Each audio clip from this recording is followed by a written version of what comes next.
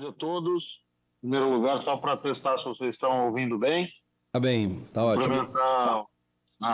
Cumprimentar o senador Exalcir. Um prazer participar, ainda que virtualmente, né?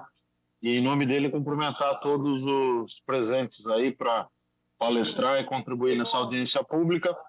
E dizer que para nós aqui da Warren Investimentos também é uma honra poder participar desse debate tão fundamental que envolve tópicos da regulamentação da reforma tributária, sobretudo do projeto 108.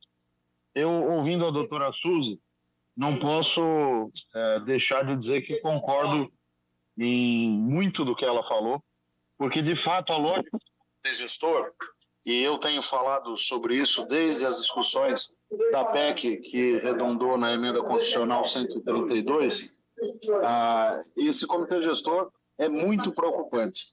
É sintomático que nós estejamos discutindo aqui na Casa da Federação esse tópico, porque, no fundo, como já vaticinou o professor Paulo de Barros Carvalho, a professora Isabel Derzi também falou sobre isso no Fórum Jurídico de Lisboa, que eu tive a oportunidade de participar nesse ano também, ambos catedráticos, né, do direito constitucional, conhecem muito a temática, e eu que sou economista bebo muito na fonte deles, e acho que os formuladores dessa reforma deveriam ter bebido muito mais na fonte dos juristas e menos na fonte de nós economistas, né, para que resultados como esse do comitê gestor não tivessem acontecido.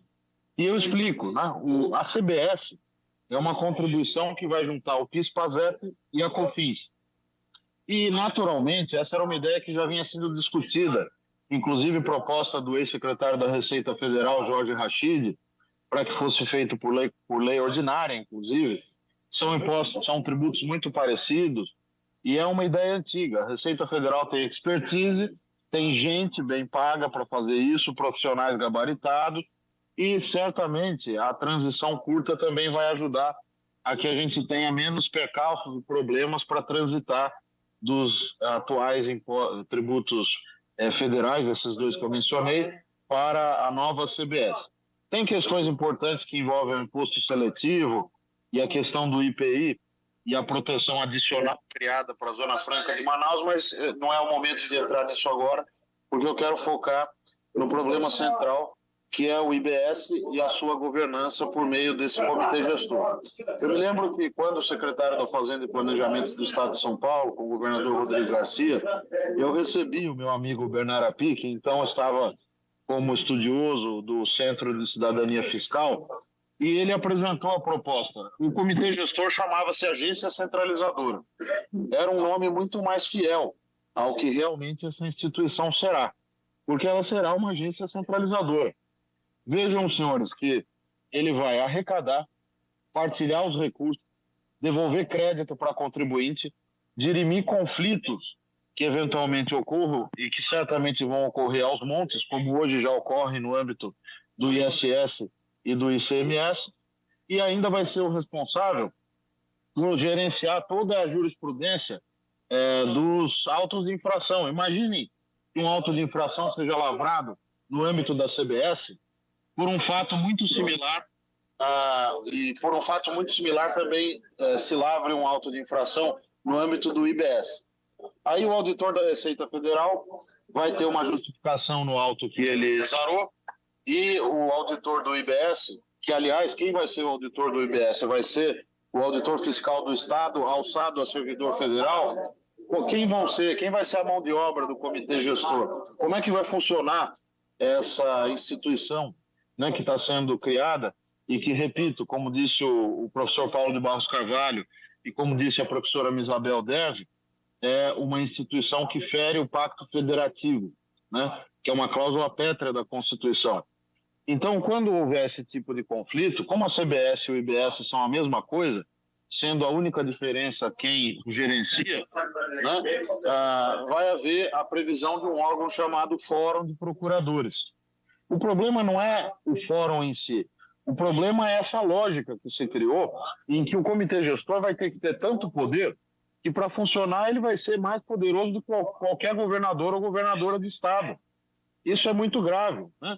Veja, o comitê vai ser composto de 54 pessoas, sendo metade estados e metade municípios, incluindo o critério populacional, que, diga-se de passagem, foi uma vitória que o governador Tarcísio de Freitas conseguiu ao levar algumas questões sobre a Câmara de Compensação, que era uma proposta alternativa dos auditores fiscais de São Paulo, e que não foi nem sequer debatida à altura pelos formuladores da Secretaria Especial da Reforma Tributária.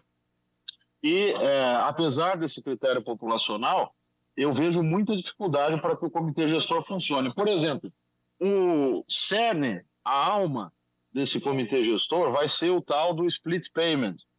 Eu sempre brinco que tem um nome, que toda vez que a gente quer falar algo que impressione, tem sempre um nome em inglês bonito e ninguém sabe explicar direito como vai funcionar. Veja, me dê um exemplo de mais do que duas empresas e dois contribuintes, né, dois consumidores, e como esse split payment funcionaria na prática. Infelizmente, os formuladores da emenda 132 não foram capazes de mostrar, né? Quem que está desenvolvendo esse sistema? Quem vai garantir a confiabilidade, a rastreabilidade dos valores, também a devolução automática dos créditos que vem sendo prometida dos créditos tributários, né? Aliás, a respeito dos créditos tributários, fez uma confusão muito grande, porque o ICMS já é o nosso IVA, já existe um IVA no Brasil que chama-se ICMS, com regime de créditos e débitos. Quando eu produzo essa xícara aqui de louça, a matéria-prima que é utilizada gera, por ser um insumo, créditos que são abatidos do imposto devido na etapa subsequente. O problema do crédito acumulado é outro. É em razão das hipóteses legais, por exemplo, da isenção da imunidade das exportações, prevista lá na Lei Candir, que leva os estados a acumularem esses créditos para poderem fazer a devida auditoria e em seguida devolver. Mas, na prática, muitos estados acabaram se financiando em cima dos contribuintes sem devolver para os exportadores parte desses créditos que seria, de fato, devida. Então, essa questão federativa, senadores Alci e colegas todos que estão aí presentes, né, me preocupa bastante. Quando eu ouço os colegas economistas, outro dia num debate com o economista Samuel Pessoa, falando que o IVA vai promover um aumento no PIB de 15% a 20% em tantos anos, eu fico boquiaberto, porque eu publiquei recentemente um capítulo no livro do professor Fernando Facuri Scaff e coautores, e nesse capítulo eu mostro, por meio de uma pesquisa que foi feita, que cada um dos 172 países que tem o sistema de IVA tem um sistema diferente do outro. Não é um modelo padrão que simplesmente vai ser copiado pelo Brasil e magicamente do outro lado nós vamos ter um crescimento econômico mais alto. Ao contrário, nós vamos ter muitos problemas. Recentemente, recebendo aqui também na nossa corretora o Everardo Maciel, né, que é alguém que deveria ter sido muito mais escutado em todo esse processo, pela experiência que teve de 8 anos no governo Fernando Henrique, comandando o Fisco Federal, a Receita Federal do Brasil, fiquei ainda mais preocupado, né, porque ele tem um olhar jurídico interessante e de quem tem muita experiência prática, né, também nessa matéria, em que ele mostra o seguinte: cada dispositivo introduzido, cada novo princípio constitucional introduzido, esses princípios e dispositivos novos vão produzir um sem número de questionamentos e de piora do contencioso tributário, não só administrativo, mas também judicial. Então, o comitê gestor é uma estrutura que só tem um jeito de funcionar, se ele for o órgão mais poderoso da República.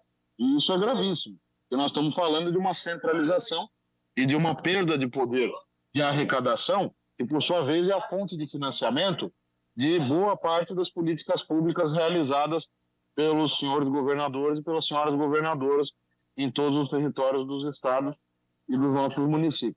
Certamente eu estourei o tempo, senadores Alci, mas agradeço pelo espaço, pelo convite mais uma vez e fico à disposição de vocês.